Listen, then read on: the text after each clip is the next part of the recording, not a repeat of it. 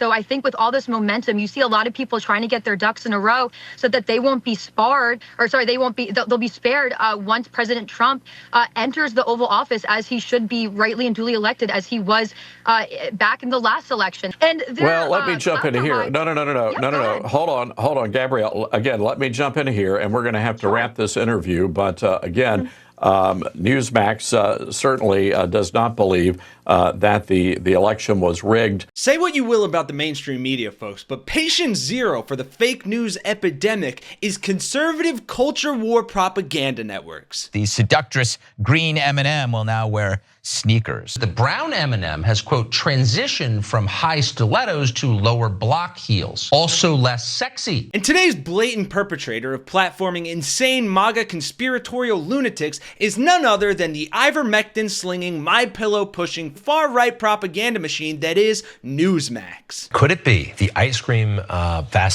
fixation has something to do with his brain? I'm not kidding here. There's all kinds of research out there. Hip-hop has done a lot of damage to America. And this interview I have for you today got so defamatory, conspiratorial, and off the rails that even the pro-Trump NewsMax host, Todd Starnes, couldn't handle the nonsense their guest was spouting, and he had to frantically and abruptly put an end to it. And before that happened, they even realized how batshit crazy their guest, independent journalist Gabrielle Cuccia, was getting, and had to mute her mic on multiple occasions to save their own skin from getting hit with a Fox-level defamation suit. And when even NewsMax can't handle the BS you're slinging at the wall, you might be a nut job. Now, the interview started with lies and mistruths, with Todd saying this. Mark Zuckerberg, the chief executive officer of Meta, admitted to the House Judiciary Committee that the Biden administration pressured his company to censor Americans and throttle the Hunter Biden laptop story.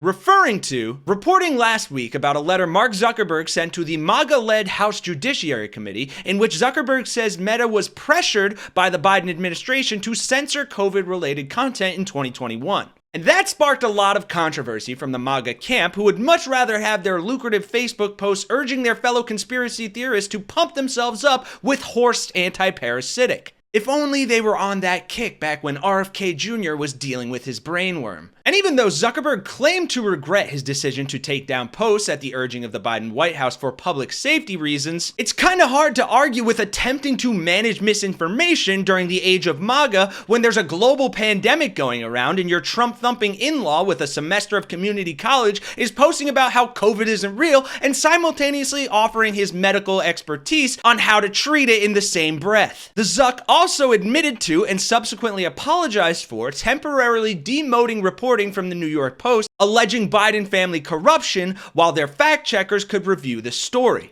A modicum of journalistic integrity from a site that was warned by the FBI about potential Russian disinformation around Hunter Biden and the Ukrainian firm Burisma affecting the 2020 election. But with all that context out of the way, let's get into the meat of this conspiracy salad interview that got even NewsMax up in a tizzy and fearful of getting slammed with a lawsuit. Let's check in with independent journalist Gabrielle Cuccia. So you don't believe that Mr. Zuckerberg is doing this out of the goodness of his heart?